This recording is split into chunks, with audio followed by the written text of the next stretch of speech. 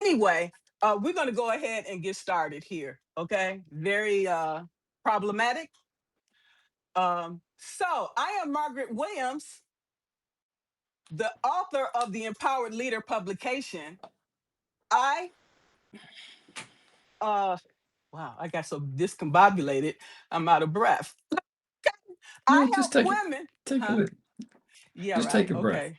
Yeah, my blood pressure is elevated. Anyway, I help women who have been marginalized elevate their voices, stop surviving power systems, and start leading with freedom, influence, and authority. And today I am honored to be here with Gary Coulton. Okay. He is the I author and right? He is the author and former university academic, an entrepreneur, executive coach, and self-described proud neurodivergent memorialist. Okay, so his career and background, okay, spans in academia and business. Gary has spent 3 decades working in university academia as a scientist and inventor. Following his academic career, he spent a decade as a business owner and an executive coach.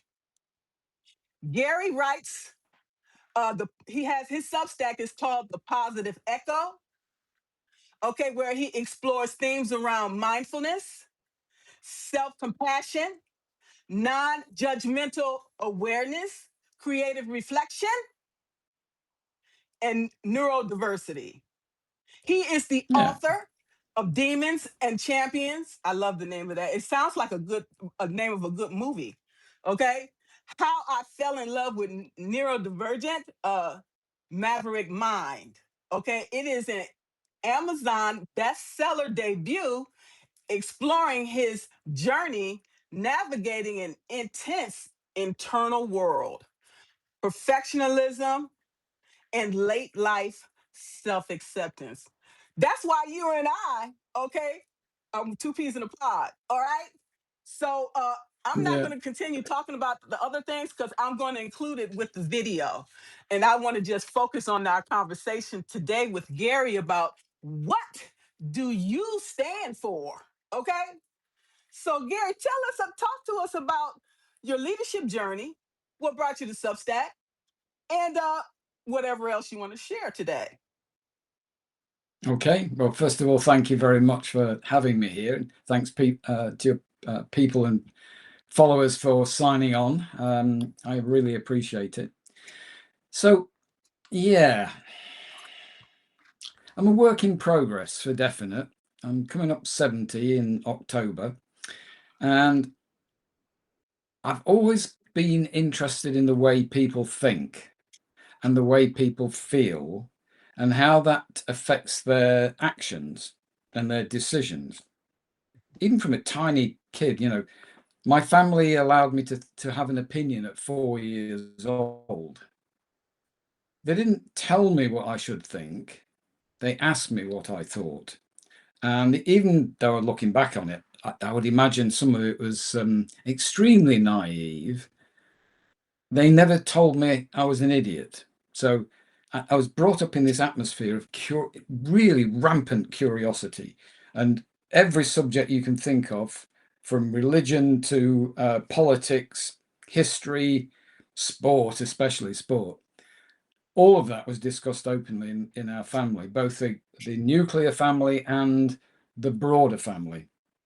And people coming in, like my dear wife, coming into that atmosphere, it was like, oh, how do I get a word in edgeways? We were brilliant at waiting for that micro gap to dive in with our observation or a question, often a question more than a statement. So that really got me to thinking. Even when I was doing school sports, I was team captain. Not because I wanted to tell people what to do. I just like getting the best out of them so they could be a better player. I like team sports. And that has been my attitude to management and leadership is you're only as good as the people that work with you. And once you start to get the ego going that somehow you lead them and they must follow, I think you're in trouble. You know, the best so-called leaders I ever worked for, they listened more than they spoke. So I don't know whether, I think it begins the answer to your question. But at the same time, I was riddled with self-doubt as whether or not I was a charlatan at being a leader. I could talk the talk, but was I really doing the right thing? So it's like this ambivalence of kind of knowing the purpose was right, but was I the right person to deliver it? And I'm still like that. Even now when we're speaking, I'm quite confident of what I hope we're going to discuss. But it's more about inviting people now to consider things than telling them and finger wagging. Because you want to be able to, people need to put things in their own language, in their own thoughts and their own emotions. If not, they can never own it. They can play at owning it, but they can never actually own it and use it to take them and maybe their organizations forward. So leadership is, I think I always acted more as a guide, a coach who led, because I always knew that the people that I led in my research team, for example, were very likely more intelligent than me. I just happened to have been around longer. Can I ask you a So question? yeah, yeah. So, as a leader, I want to also align myself with people that know more than me as well. And Oh yeah. but for many leaders that we know, they don't want that. They don't want their team to outshine them. Okay? So that's part Yeah. of ego. So how do you how do you push that aside and to be able to empower your team to pick up the baton and do the work that they're called to do? Well, there's a saying in writing, particularly fiction, show don't tell. So for me, the way of being the best leader was when it was needed, I got in the lab, I put the lab coat on, and I helped. And I often helped as somebody's technician. That's how I actually started in science. I was a research technician right at the very bottom. So I was prepared to do the grunt work to help them finish an experiment. That was good. I couldn't do it all the time, but it it's a bit like the owner of a company who spends time going out with the delivery trucks, shifting stuff and listening to the drivers. They don't do it every week, but every so often they go into different parts of the business and they learn more about how the business works than they would do if they stayed in their office.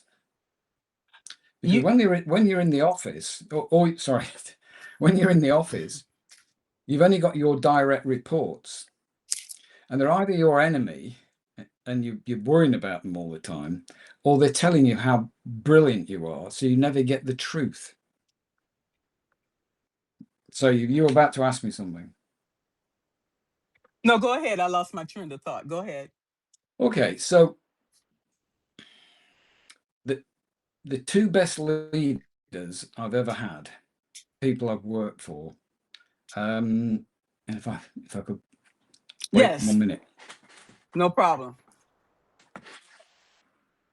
This is a little wooden pig. And it came with a certificate, which is on my whiteboard just behind me. Still got it. And this is what, 35 years later? And a great guy called Professor Roger Mason. Now, in science, the universities pay your salary and they give you a laboratory. That is it. All the money to hire people, all the money for the running the experiments, for going to conferences, you have to apply for external grants. And the competition is incredibly tough. And I was okay in my early years. I'd got some relatively small grants, and they got me funding for PhD students. But really, you need to have some more experienced people, so-called postdocs, and their salaries were not cheap and still aren't. Shouldn't be, but they're clever people. And after about 5 years, 6 years, I was struggling, because if you can't get the grants in, you can't write the research papers because you can't fund the experiments. And I was becoming very depressed. It was not a good time for me at all. Anyway, one day, Roger walked into my office. He was my head of department. And he gave me this little pig. He just put it down on my keyboard. And I went, what the hell's that for? And then he gave me this little handwritten certificate. And it says, this is the Pig-Headedness Award for not giving in. And he just walked out the room. I went, what? And because he was head of department, he had first notice of the £1 million grant that I'd just received. So that was show, don't tell. And then I've still got goose flesh, just thinking back to those days. And that was my career launched. Just that one event. And he could have just let it go and be, announce it in the meetings that we always had, a staff meeting. But he went that extra mile. He knew instinctively who I was and how I operated and what I needed. And what I needed was effectively a father figure to go, look, son, you've made it. And then he walked out my way and let me get on with it. I think that's one brilliant example of leadership. So if we do more of those things, and it cost him nothing, absolutely nothing to do it, except a bit of forethought. And he showed wisdom. Now, he was also a very tough boss, because he said, now you've got your £1 million grant. That'll last you for 5 years. But what else are you going to do? So he was quite prepared to put the pressure on. But he was, he was a brilliant guy. And another leader was one of the first I ever worked for, was a woman, Dr. Brown. I'm struggling to remember her first name. And she taught me what it was like to be a scientist, which it might seem odd, is an incredibly creative process. To pull an idea from the ether, from all the stuff that's been published in history, to pull an idea together and go, can I convert that into a hypothesis that I can test with a yes or no answer? Okay, what's the test going to be that's capable of testing that hypothesis? Okay, it's going to be these. How do I collect the data? How do I analyze the data?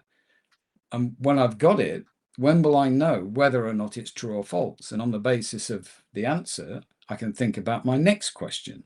So he's very creative, and I had no idea what scientific method was. Now, I still use scientific method in every aspect of my life, because I look at everything. This live session with you is just an experiment, and it won't have a good or a bad outcome. It'll have a more or less convenient outcome. So I can say to myself, on a scale of 1 to 10, where 1 is really inconvenient feedback, or 10, it's fantastic feedback, it'll be somewhere in between. And I might say to myself, well, it was an 8. Great, I'll do these again. But if it's a 2, and my gut's going, are you really cut out for doing these live things? Maybe you should try a different way of communicating with an audience. So every one of my life experiments, I go, what's my gut telling me? Not my head, my gut. I get to do these, you have an adrenaline response, and your tummy sort of tightens up, and maybe you swallow hard.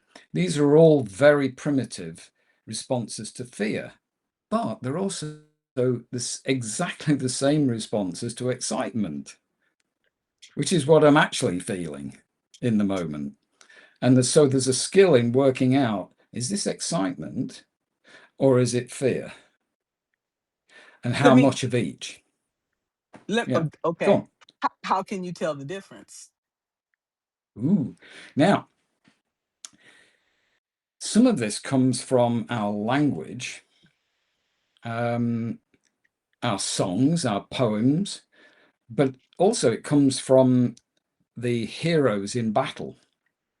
And somebody quite a few years ago, and I'm terrible with names, but if it does come, they interviewed people who won the Victoria Cross, which is like the Medal of Honor, or the top award you can get for bravery. And they asked them, well, weren't you scared before you ran it into that machine gun nest? Well, yeah, I was absolutely terrified. Where did you feel that terror? And they go, oh, it was in the front of my stomach.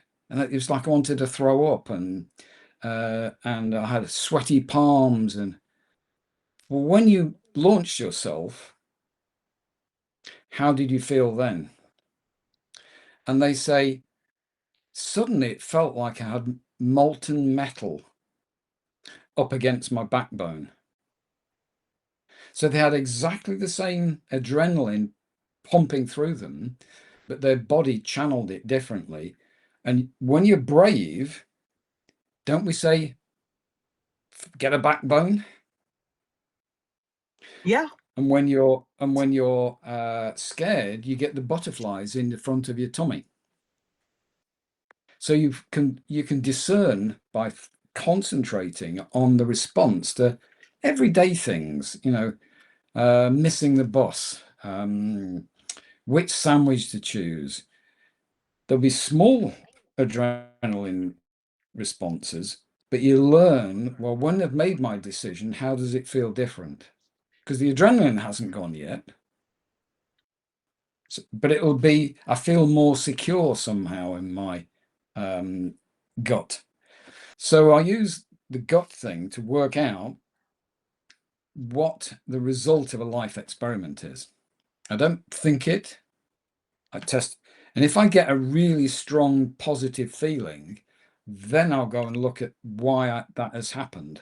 What was it I was doing that led up to that feeling of bravery or happiness or whatever? And that got me to thinking about why is it through most of my life I've been what you might call a successful misfit. Externally, life's gone really well for me. I was a good scientist of some international note. I had been a successful sports person. I had a happy marriage and still have a very, very happy marriage. And yet I was deeply depressive. And I eventually worked out, we haven't got the time to go into the depths of it, but in my late 20s, I was suicidal. And one of the reasons I discovered I got to that point and had bouts of depression afterwards, I didn't actually know, A, who I was and what I stood for. So I was like a ball in a pinball machine, just following whatever worked, whatever brought me success, whatever that is or was. So I thought, I've either got to live like this forever or I've got to do some investigation. So I read huge amounts, both basic psychiatric and psychological research, popular stuff, but also spent a lot of time investigating me as a laboratory of one. So when I found myself in certain circumstances, first and foremost, what did I feel physically? I can't say enough for people who are watching. Learn to listen to your body. It doesn't have a vocabulary of words. It has its own physical. And don't be afraid of what it's telling you. Listen to it before it's too late, basically. So I started with the somatic thing, the body thing. And then I came across some great people, Grant Susalu and Marvin Aoka. And they have this coaching system around 3 minds. And there's now lots of basic research to say that if you define a mind as an organ or a physical structure that can communicate with itself electrochemically, that is a mind. So we now know the heart is a mind. Our brain is a mind, very complex one. But also our gut is a mind, and they can communicate within themselves and between each other. And this got me thinking, okay, so if this is a truism, how can I make this every day a way of living and finding purpose? So I've been mindful meditating for decades, and I found it really difficult because my brain is, as you can probably gather, I haven't shut up for, a goodly while. My brain is a deluge of ideas and thoughts. And I thought meditation was about trying to suppress that and quieten it down. Turns out it isn't. But I found it very hard. And I kept coming back to this. I've got to find a foundation that allows me to stand on some kind of rock. And what is that? And I got into this thing about, well, what are my core values? I kind of had them, but I wondered whether some of them were inherited, given to me. Was I expected to have these values? So to cut a very long story short, I started investigating which values were the deepest and weren't my professional values. They were my deepest human values and the ones that would be non-negotiable. And they are the things that I stand for.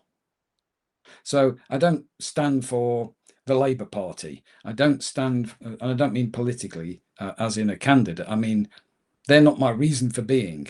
I don't stand for any celebrity. They're all fluff. So I started reading around core values, and at this point, I think I should tell you mine, Thank because you. Yes. you can boil them down to few, because you can't remember them all. So mine are, first, unconditional love. So I mentioned this, I think, when we met a couple of weeks ago online. For the time you and I are together, and the people who are watching, you are the most important people in my life in this moment, because there isn't anybody else around. So I give you some love unconditionally. That doesn't mean I accept all your behaviors unconditionally, because they're different, completely different. And that got me to thinking, well, are my behaviors aligned with the things I claim are my core values? And we'll come back to that in a second. So smart trust. So blind trust is everybody, oh, you're wonderful, come and tread over me. Smart trust is giving people chance to show they are trustworthy. And if their behaviors tell you they're not, you stop interacting with them because they're just poison to you. But I can still love them as human beings. I just don't have to accept their behaviors. Therefore, I don't trust them. So smart trust. Lifelong learning. That's an obvious, I think. Responsible freedom. We all have the right to freedom but that comes with the responsibility. And that's to act in a way that gives other people freedom. Aspirational honesty. So, except for the film character who couldn't tell a lie, everyone lies. But it's the intent behind the lie. So if my intent is to put you down, misrepresent you, or make me bigger than I actually am, no, I've got to avoid those. But if I hold back some information that would otherwise hurt you, I might do that, but I'll constantly judge whether at what point I should tell you. There are little white lies. Everybody does them. But I aspire to be as honest as I possibly can. Frankly, I can't remember what I've lied. So I gave up doing it. What's the point? Because I know it's going to come back and bite me. And this one I find the hardest. Unconscious joy. Oh. Because we can work towards something that is joyful and almost plan for it. But I just love those moments when I'm caught out and I cannot control my joy. And I encourage people to keep a joy diary because that helps us navigate through life towards the things that will bring us joy, and stop doing all the things, if you can, stop doing the things that don't bring you joy. Why are you doing them? But we never stop and work out what are the things that bring us joy. So I did put a post twice about the joy diary on the Positive Echo. That's the only pitch for that. So, core values and what you stand for. I have done live, and we could do it on another day, exercises with one person, teams of people, up to hundreds of people live, where they come into the room, and could be digitally, and they have a list of core values. And some of them are very head values like achievement, success, so on. And others are very human values like love and trust. And I give them 15 minutes to select 12 values. And then if there's more than one person, we put those in an online poll called polleverywhere.com. And when they've all done it, I can produce a word cloud.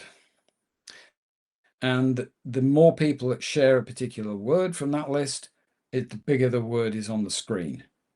And when we do phase one, you'll find that there's dozens and dozens and dozens of words, and none of them are very big, showing that they're not shared by people. So then, with their permission, I take them through what is in effect a body scan meditation.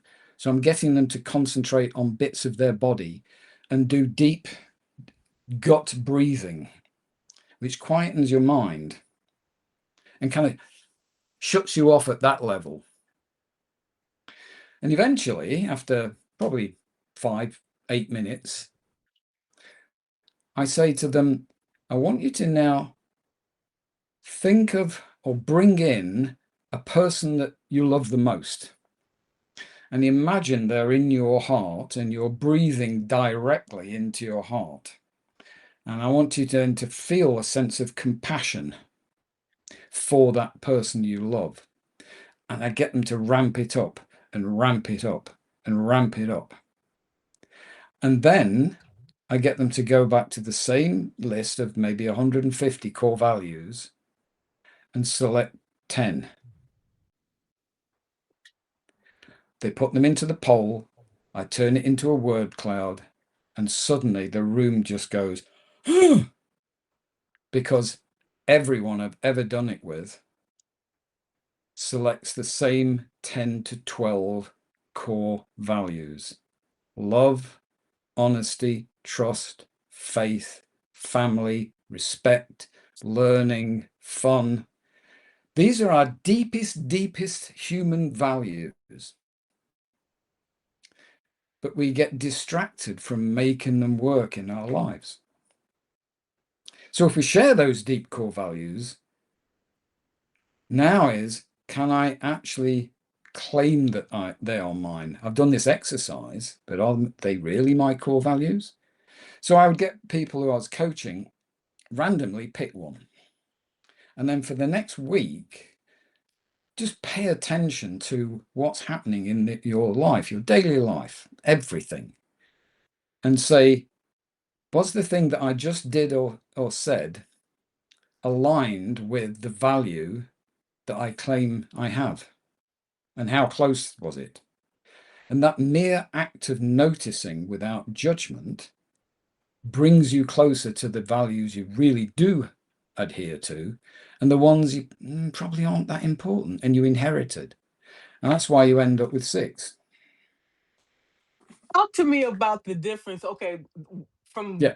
our upbringing, we are given certain values based on the family system, and then once you move out and get on your own, do you keep those same values, or have you shown Well, yourself to have different ones in contrast? it comes back to show and tell. I think I was very lucky with the family I was born into, and many of the values that I realized were deeply entrenched, I saw from my parents. Many kids aren't that lucky. You're They right. may be in care. They may have abusive parents. So what they see is something very different. And I think you either go one of two ways. You either follow the generational trauma that has created, and you do exactly the same thing, or like my father, who was effectively abandoned at the age of 16 after his mother died. Or he was the youngest of 9, and his all older brothers, and they all had left home. So it was just him and his dad, and he was basically left. Now he could have become incredibly bitter, but he's the most generous, loving man that you would have ever met.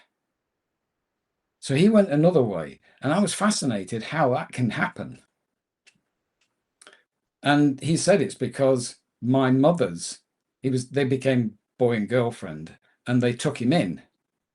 They had to stay in separate bedrooms, of course, but they became his surrogate parents, and they were also incredibly generous people and loving people. So he got a new game plan. But in today's world, I think we're brought up in a distraction deluge. We are, if you look at the news, we only see bad things unless you dig, page 3, 4, 5 and down. So the show and tell is you're being told this is the way you should be. Follow success, follow success. And you're shown what the pathway to success is. Ego driven, tread on somebody else, defraud them if necessary. And what I'm trying to do in my little way is to say, whoa, hold on a second. If you want a life that you feel is worthy, let's go back to the things that actually hold human beings together. And those coaching sessions and the life sessions, I held them all over the world, with different age groups, different religions, different cultures, different genders, very likely different sexual orientation. I didn't know. There were kids from the Middle East, there were business people from the Far East, there were clinicians from all over Canada, which is multicultural. So it doesn't seem to be affected by what culture you're brought up in except if it's a perverse, toxic culture. Can I stop you there? Yeah, yeah. Because I have a question for you. I grew up in an abusive home. Okay. Mm-hmm. Uh, I'm very sorry to hear that. yeah, me too. So my real mother, she was schizophrenic and she was Mm-hmm. institutionalized. Okay.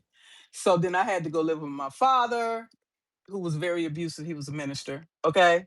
So it's like you get mixed messages. These is the values that we have established, yet your behavior is contrary to that. That's one thing, okay? So Yeah. that's confusing in itself. Okay, you say you believe in truth, you believe in respect, you believe in these things, but you demonstrate contrary to that. Okay, in the meantime, I have two brothers. All of us have different fathers. Okay, this just it Mm-hmm. is what it is.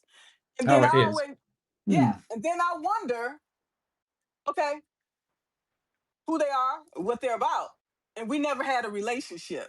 Okay, and Mm. so uh, we're different, totally different. And so I understand now why we didn't have a relationship. Okay, me, I'm the truth teller. Okay, and I'm the one that nobody like. I'm the black sheep and the scapegoat.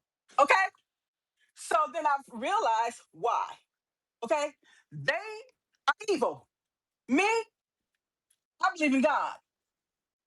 So when I start to see, and I was like, now I understand why they was not a part of my life, and I'm glad that they weren't. Now that they think that I'm uh, an influencer, whatever that is. Now they want to come out of the woodwork and say, "Oh yeah, we want to embrace you." No, where were you when I was growing up? Where were Mm. you? All of these places, okay? And they expect for me to embrace them now. Well, that's not going to happen. Mm. That's not going to happen. Why? Why should I embrace you? Yeah. So I'm I think just showing. it's a case Go of, ahead. yeah. I think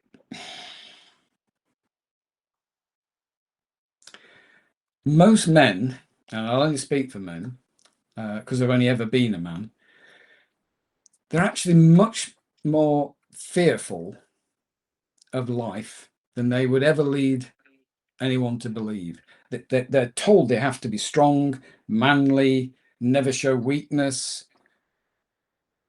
And in all the people I've coached or I've taught, when men are scared, they become aggressive.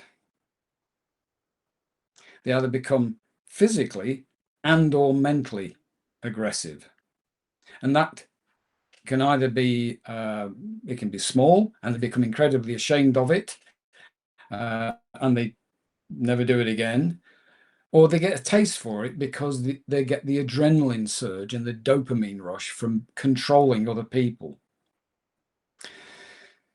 So that's why you can have men are brilliant at partitioning and different bits of their lives, and I can see why somebody would have the one persona as a pastor, a church person, or a an entrepreneur, somebody out there, but the other part of them is that really scared person whose only way of expressing their fear is fight.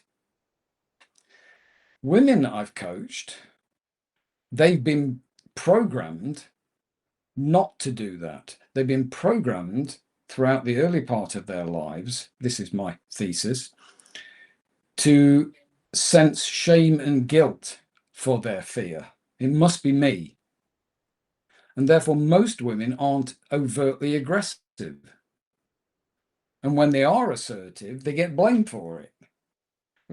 And that's the fear of men suddenly thinking, well, actually, this woman, I can't control her.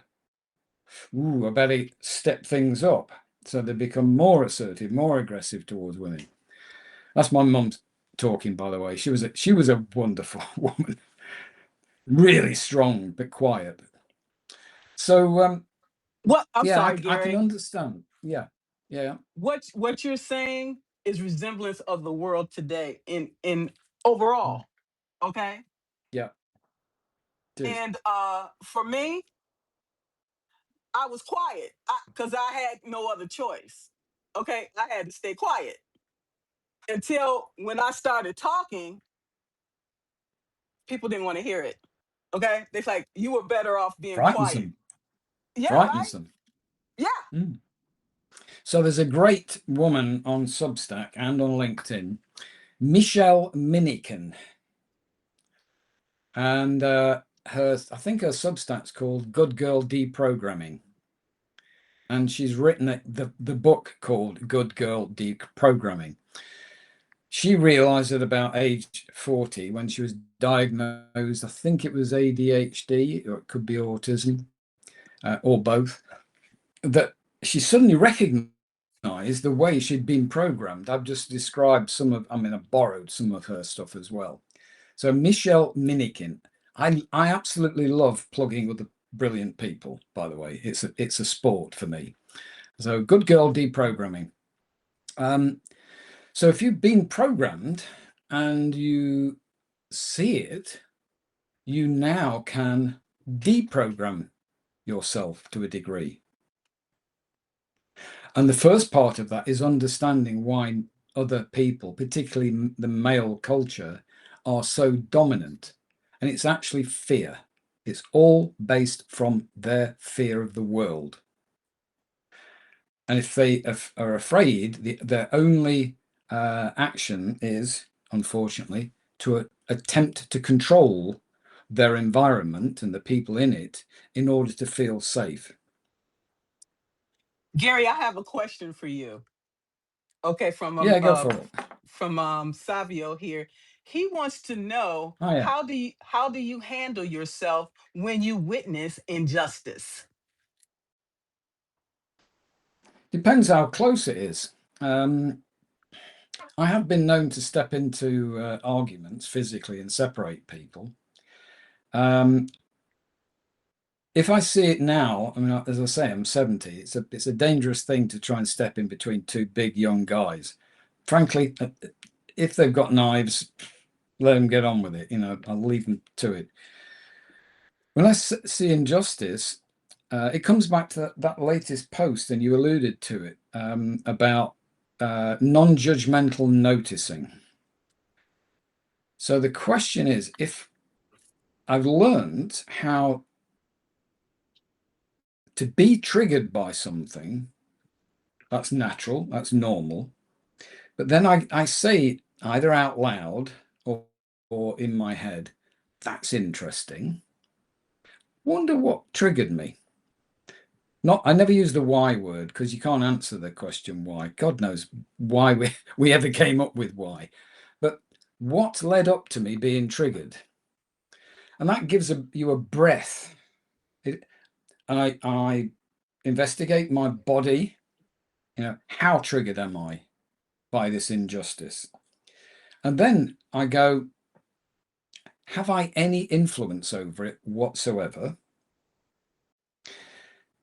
And if I feel I have, in what ways can I exert an influence? Because we can get so concerned over everything that is pouring at us all the time, we destroy ourselves. So we have to be a bit selective. Yes, I'm desperately sad about people who are exploited in factories in whichever nation. It's a terrible thing. Do I have direct influence on that factory? No. Are there organizations which might have? Do they need money, or do they need support in some non-monetary way, or do they need both? If I give them money, what's their record for using it? Or is it some scam? So I go in now, I'm very objective. I've been triggered. I've examined the intensity of my response. Now can I do anything useful? Because if I just absorb this and absorb it and absorb it, I'll burn myself out with care and concern. In the coaching world, we have two circles, which are the big area of concern and an area of control. And once your area of concern gets too big, you're likely to burn out emotionally. So there's something I call, it's kind of the influence equation. So it starts off with what I would like to influence on one side of the equal sign. On the other side is my potential to influence it, minus all the things that get in my way. So I have perhaps unlimited potential to influence certain things, but almost no potential for other things. I mean, I can't directly influence what's happening in Congress, for example, because I'm not American. And even if I did have, what are all the internal things, my own skill set, my own fears, confidence, all those internal things, and then all the external things? I can make a list of them. Now, I can also say, well, I can remove that interference by doing X. Suddenly I've released more of my potential for influencing. So I'm quite objective on when I find an injustice,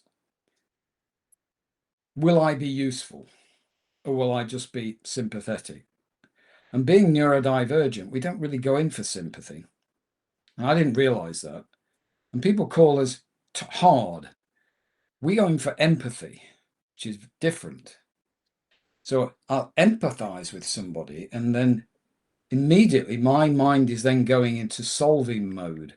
What can I do to help? And it happens like this. Mm-hmm. And Mm-hmm. sometimes that's seen as being unsympathetic. Well, as I say, we don't do superficial sympathy. You know, I don't send my thoughts and prayers to people because that's not useful. But it directly useful. But I turn to well, if you're grieving, probably now's not the good time to suggest this. But when you're ready, we can have a talk about this. So this idea of being triggered and injustice, it has in the end to become an objective thing, not just an emotional thing. Long answer to actually a brilliant question. Well, he was asking me my thoughts as well on it, and Uh, you as a scientist, I'm not sure what your thoughts of spirituality, but for me, I am a spiritual person. No offense against anyone, okay? And the way I mhm. look at injustice is uh many injustices, to be completely honest, there's nothing I know that I can do about it on a personal level. You know, I believe in the serenity prayer. God grant me the Oh, yes. serenity to accept the things I cannot change, courage to change the things I can, and the wisdom to know the difference. Okay? So I take that with me in every situation. However, there's a lot of things I don't have any control over, but I can still comment and give my thoughts on it. And I do that on a Absolutely. on a Yeah. lot of occasions because I don't want to hold all of this stuff in because I've been holding all of this crap in my whole life. And if I got Yeah. something to say, I'm going to say it and get it off my chest so I can move on to the next thing. And that's from my perspective, being a spiritual person, and from a being a female, we are emotional Mm. beings, and we should be able to speak our truth at any given time. Yeah. I absolutely agree with that. And I think men are also emotional, but we have it trained not to show it. My dad was an incredibly emotional person, but he didn't really show it. But he did. I mean, I'd like to spend just a few seconds talking about him because he was a great example to other men. He always thought of other people before himself. to his own detriment most of the time. And he died in 2000, and he died of a particularly nasty cancer. Sorry. And a couple of weeks before he did die, and he knew he was going, he had no illusions that there was going to be some miraculous recovery. He brought individual members of the family for a half hour, sometimes an hour if he got energy, for conversations. And I don't know what my brother talked about. We've agreed that we wouldn't share much, but I shared this with him, and I've shared it now with the world. So here's a man who knows he's dying, and he's already organised his funeral. And he said to me, Gary, who do you want to come to your funeral? And what was it you did for them that would make them want to come? So if you pick it apart, if I'm dead, I've got no control over who comes. I can't buy them to come. Well, you could, but so I would like them to come, but I don't mind if they can't, family reasons, or they're ill or whatever. But if they do want to come, what was it I did that would, at some point in the preceding time, make them want to come? And it got me to thinking, I can only do things for other people or myself right now, this moment. And if I do something authentically generous, and I call it militant generosity, they might, when they hear about me going, go, I really wish I could turn up to his funeral. And I'm doing that. I know that I've done something positive, hence the positive echo. And what my dad was meaning, and he didn't come up with that term, what he means is every day we can leave little positive echoes with the people around us, whether they're strangers, they're on Substack, members of your family, and spend time going, well, here's a little glimmer. Okay. When you order your coffee, should you like coffee or for your favorite beverage, and the barista's got a name badge on, use their name, because you've acknowledged them as a human being. Don't just fire your order at them. So that's a little positive echo. They won't necessarily want to come to your funeral, but they'll be feeling an awful lot better about themselves. They've been recognized. And then you can step it up to do bigger positive echoes and make them add together. So that's the positive echo, and that's my amazing father, Harry Coulton. And you mentioned the word wisdom. Now, I've become very interested in wisdom and what it is and what it isn't. So if I say to you and everybody who's watching, listening, you were imbued at birth with the capacity to be wise. Everybody is. But again, our upbringing, our programming kind of suppresses that. Only special people are wise. Socrates and all the other philosophers, they're wise people. It's because they were either so obstinate or lucky that they were able to exercise that wisdom. So I thought, how do we liberate our wisdom? Just our everyday wisdom, not turning you into a philosopher necessarily, but so you can make wiser decisions a little more often. What would be the positive effect of that on you and everyone else? And it comes back to this noticing thing, that if you notice more of the things that are happening in your life, this seminar of our lives, the richest, deepest course we'll ever be on, it's there in front of us all the time. If you had a lens to look at it in an objective way, both at your emotional response to things, so you're not just cutting off emotions, they're data. What I know from my coaching using this approach is you begin to make better and wiser decisions, just everyday stuff. And this has become something that I want to spread. I've no wish to be a coach again, ever. I just can't be doing with the business side of the things. So except for things I'm publishing as books and giving everything away via Substack, everything I've ever done as a coach, educator, family person, you name it. So as you know, I've got a book that has been on the market for a couple of years. You've mentioned it. And the one that's coming out in October is, it's back to front. That actually says Wisdomize. Wisdomize, see clearly, decide wisely, and live freely. So the idea is, it is a book of nudges,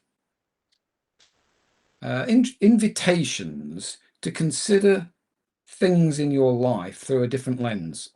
And then you make simple notes about them. And there's a bit of some books you might like to read as a springboard. And what I know is that at the end of it, you don't read it like a novel. It comes in chunks, and you do a chunk for a week, and you make your notes for the week, and you do the next chunk, and so on and so forth. And it goes from internal self-awareness right the way through to how you leave your legacy and everything in between. And while I was writing the book, a friend of mine looked at it and said, "Fantastic, love it. Nobody's going to buy it." And I went, "Pardon? How does that work?" And I went, "Well, nobody knows how you got there with this idea. And I've given you a very potted version of it this evening." Right. So in reverse again, but this is my memoir, Demons to Champions, How I Fell in Love with My Neurodivergent Maverick Mind. Now, this was meant to be the opening chapter of Wisdomize. It ended up as 170,000 word manuscript, which I cut down to 90. And at the same time as I was doing it, more of my family members were being diagnosed as ADHD autistic. I spent much of my life working in clinical situations, and so I understand the diagnostic process.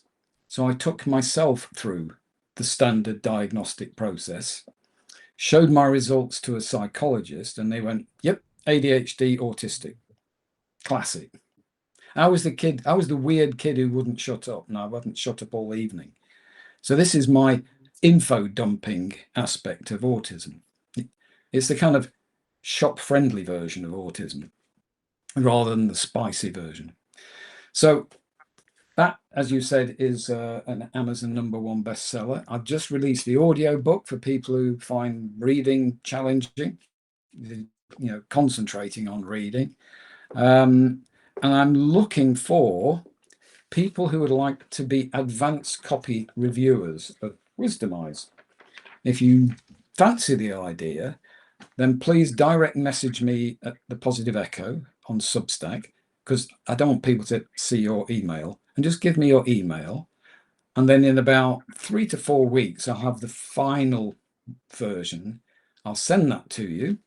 You read it. If you like it, only if you like it, you will have create a short review for me. And then 3 days before it's released on Amazon, you get access to the ebook at no cost. Wonderfully, Amazon still call it a purchase. So you make a purchase for nothing and you leave your review, and suddenly, me as an independent author, I can challenge Random House and all the others. So the person I have to thank for that, her name is Fleur Hull, and she runs the Substack bookstore on Substack.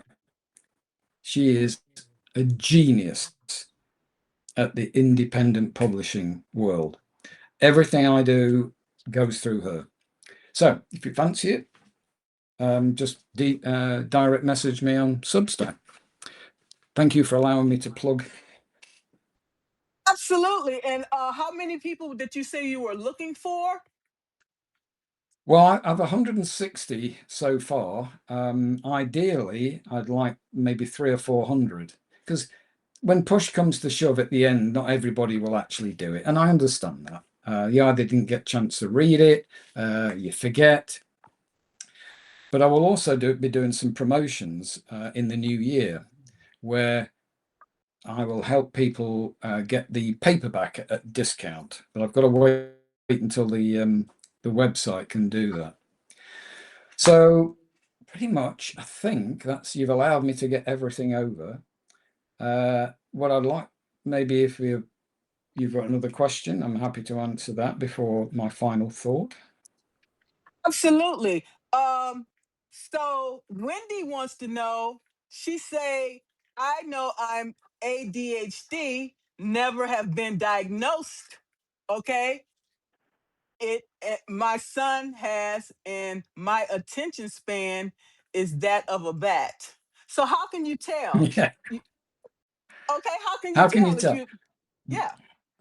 So this could be a very long discussion, and it's quite contentious. So I'll give you my personal view. I'm not a clinical expert.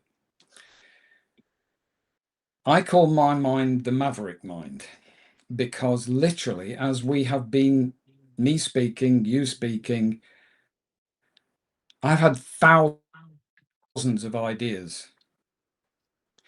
But what I've learned is they don't all have the same energy. They all want the same attention, but they don't all have the same energy. And after a while, you can go, well, actually, that idea or that thought is pretty strong. Let's let that one run. And it will either then begin to obsess, you really hyper focus on it until it runs out of energy, or it will be a false lead. It'll be something that keeps your attention for a few minutes and then disappears. Because our ideas, none of them are real. They're phantasms of our neural network. And our brain tries to make the most sense of what's happening inside and outside of us. And it comes up with ideas, concepts. So I would say, love the fact that you have a mind that produces 1 billion ideas a day. It's a fact, right? You're not going to change it. Don't fight it. That's number one. Number two is, whilst I do have a biomedical science background, I'm somewhat skeptical of not the diagnostic process per se, but the partitioning of people into convenient clinical boxes. So if you think how autism was first discovered way back in the 1800s, it was from a group, I think, of only 6 boys, young boys, who had extreme behavioral issues. That's how they were described. And the guy, again, whose name escapes me, described their behaviors, and it was eventually called autism. So it meant that only boys were autistic. They didn't know what caused it. They just knew that it was a set of characteristics. As we understand neurodevelopment more and more, and the genes behind it, it seems to be strongly the case that there's about 150 genes which regulate neural development. And each of our genes comes in different versions. And we have one version comes from the male, one from the female. And when the chromosomes come together, the genes come together, one of those strands is red and it becomes a protein, and the protein does a job, and the cell takes on a characteristic, and the organ takes on a characteristic, and it may become a liver cell, blah, blah, blah. And these different versions of genes are called alleles. Scientists have got to give a fancy name. They're called alleles. So they're different versions of genes. So if you have 150 that seem to control neural development, autistic people seem to share the majority of certain alleles for those 150. So you can discriminate between groups of people. So not everybody's a little bit autistic. That's not true. Not everybody's a little bit ADHD, because the way we have previously described autism and ADHD is through behaviors which are the result of a natural human response to stress. So if you are hypersensitive to the world around you, whether it be social or physical, I mean, I've got a bright light here and it's beginning to really annoy me. Yeah. If you're hypersensitive, you will start to show these stress behavioral responses at a much lower level. And you can produce them simply from memories that happen, because in autism, the impact of a memory is as powerful as the impact of a real new event. So you've got groups of people who are hypersensitive. They have different ways their brains work. They're still human, for God's sake. And the way I look at this is a bit like constellations in the sky. The biggest constellation is what you might call neurotypical. They're all different from each other, but they're more like each other than they are like autistic people. And the autistic people are more like each other than they are ADHD, although some seem to have both characteristics. So it's not linear, it's not a spectrum, it's more like constellations in space. So that's how I understand my neurodiversity. And coming back to your questioner, here's something to try. And it's way off the wall. One of the other things I've started a couple of years ago is writing poetry. And some of it is really deep, yeah, and it's vulnerable. But that didn't satisfy my ADHD maverick mind, my deluge. So I started writing nonsense poetry. None of it means anything. I mean, the first line of the last one is, when Cairngorm gnomes fly across purple skies. Now, the Cairngorms are a range of mountains in the north of Scotland. I have no idea where that came from. And another line is about somebody swimming through crystal doorknobs. And what I realized was, as I'm writing this, it's a dump. It's allowing my brain to dump stuff that it doesn't need. And it kind of, the steam level goes down a bit. So have a go. I love And you're that, being Gary. creative at the same time. Yeah. I love that. I Yeah. love that. Everybody's got poetry in them. You don't have to think of yourself, will I be a published poet? I'm now a performance poet, because that's my little bit of ego. You know, I like showing off. And people are very nice. And some of it is very polite clapping, but some of it is like, whoa, that's good. So poetry is a very powerful tool, and you don't have to share it with anyone. I love that. Now, let me Mm. ask you a question, a personal question. I have the tendency to overthink, overthink, overthink, overthink the same thing over and Yeah, yeah, over yeah. again. So, what would you say that is? What is that? You're an overthinker. Um, Okay. All right. I will never label anybody, particularly in public. However, Okay. one of the characteristics of neurodivergent people is overthinking, ruminating, wanting to please people, hypervigilant about the world around them. They've got a strong internal judge, etc. Yeah. Now, if anybody who is out there recognizes any of those things, you can just accept it as that's who I am. You know, you don't need a label. You don't need anybody telling you you're one thing or another. If I that am is who you are, the first step is accepting that's who you are. I am so glad you said that because I don't like labels either. Okay. But I needed to know what was wrong with me. Okay. Because I'm like, I can't keep playing this stuff over and over and over and over and over again. So explains it. It Okay, explains it.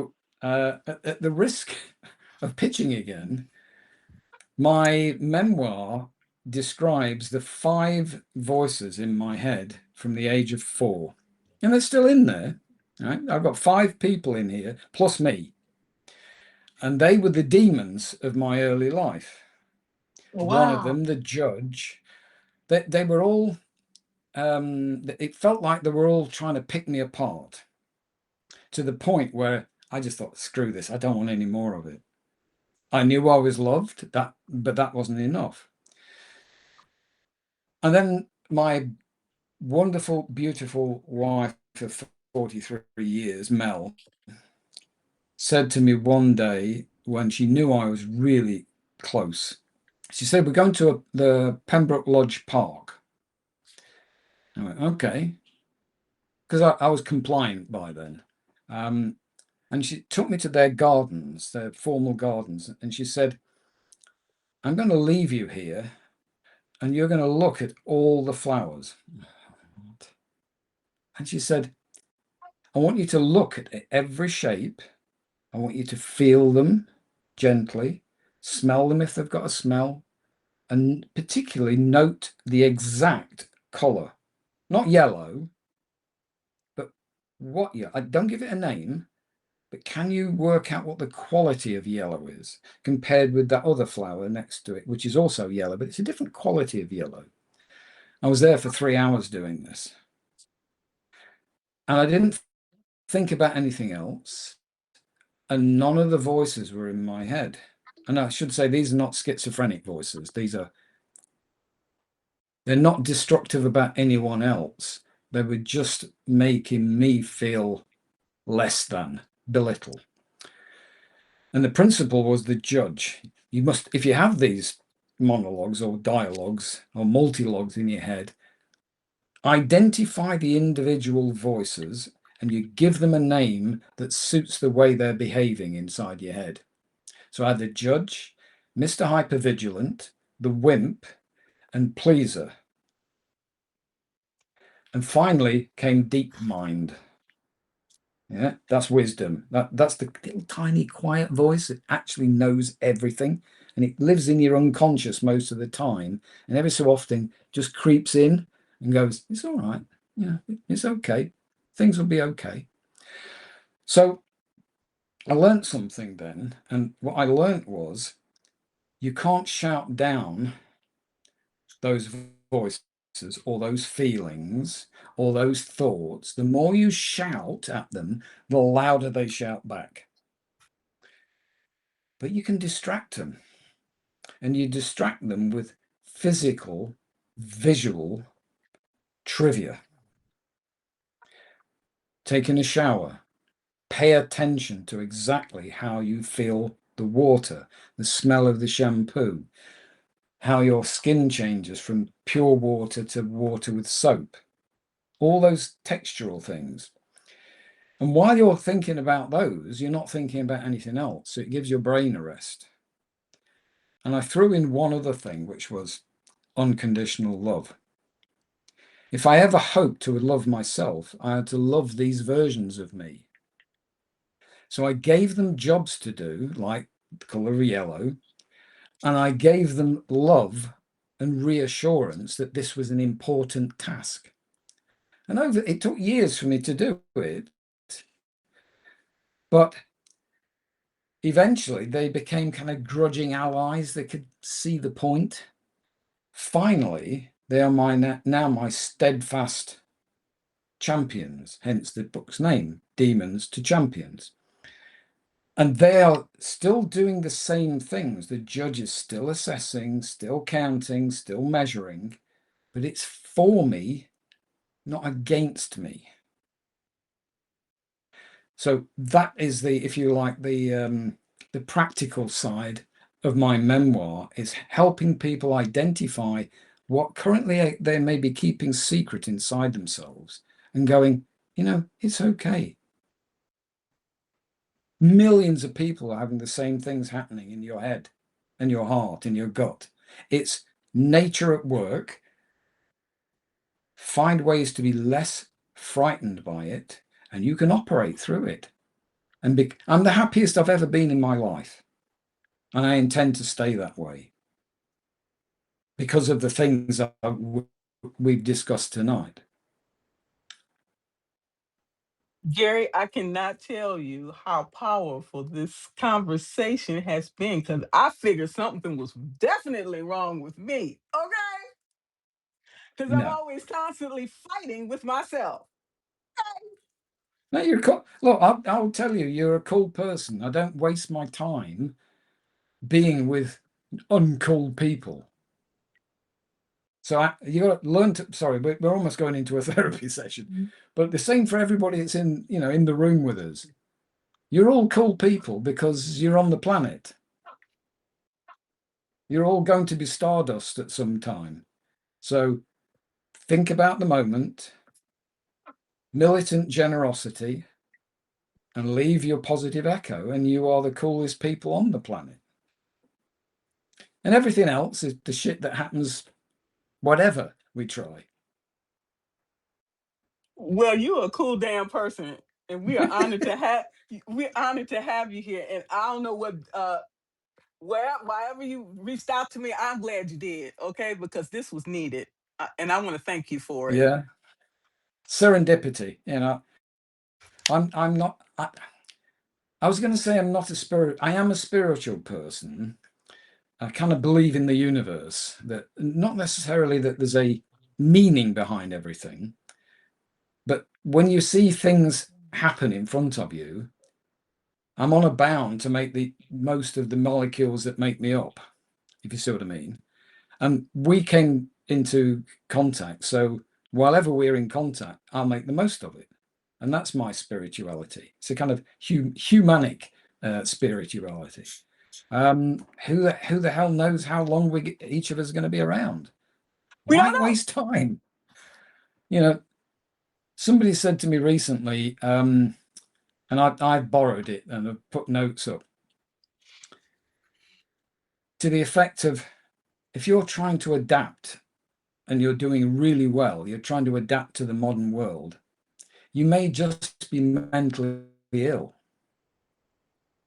And it's the ones that aren't adapting to this modern world that are actually the sane ones. This is an So it comes back amazing. to being labeled. Yeah, Yeah, right. Yeah, labeled or mislabeled. Okay. you got it. I don't have the right to label anybody, including me. As soon as you label, it means you are almost assuming the right to blame a person who doesn't have the same label, whether that be gender, skin color, whatever. I don't have the right to blame another person as a person. I can criticize and dislike their behaviors, what they bring into the world, and that is independent of what the hell they look like. There are great people of every hue on the planet, and there are, pardon my vernacular, there are arseholes of every color and gender and in the world. So we characterize people by what they show us, not what they tell us, what they show us. So I used to be very politically active when I was younger. I'm not so much now, not directly. But when I'm looking at who I'm going to vote for, I do things like, what have they already destroyed? Mm. What have they built? Not what they promised to build, but what have they actually been involved in building? And I start with that, and how their behaviors may have shown their core values. So if they claim one thing and their behavior is another, they're done. they're toast. Yes. Smart trust again, isn't it? You know? Yes. Cool. Gary, we have to get you back out here when you get your other Yeah. book out and have more conversations, because I'm sure people have questions about that. And so understanding that I'm probably neurodivergent myself, because that would explain why I'm always arguing and fighting with myself. Okay. What I'd suggest is as I have tried to do, is step away from the technical labels like neurodivergent, is come up with a pet name for your brain.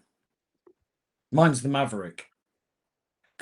A pet name that almost like an onomatopoeia. It describes a sound.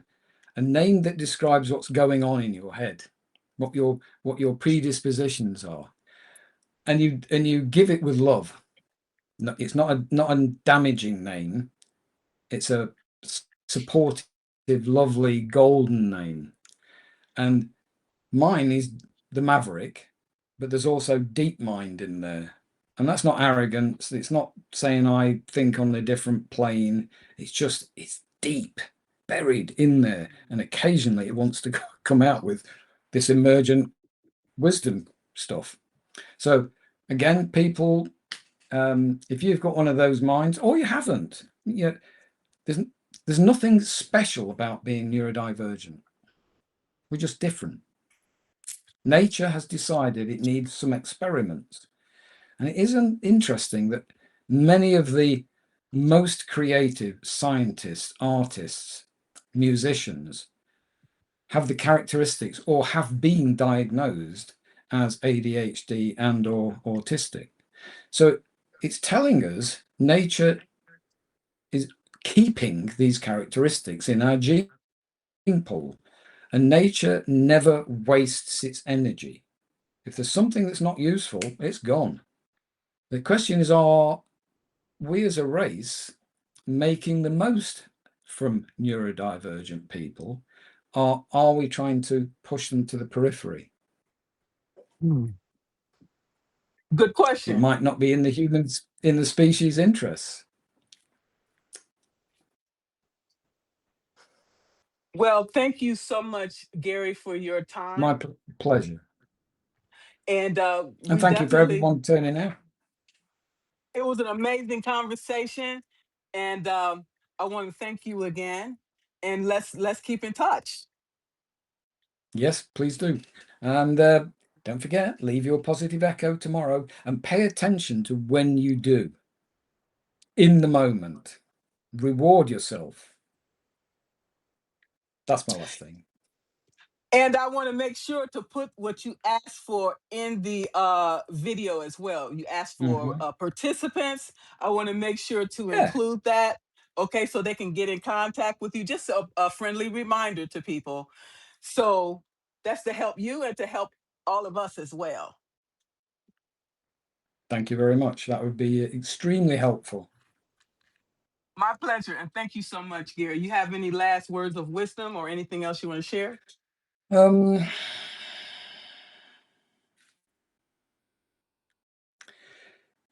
be blindsided by people's behaviors.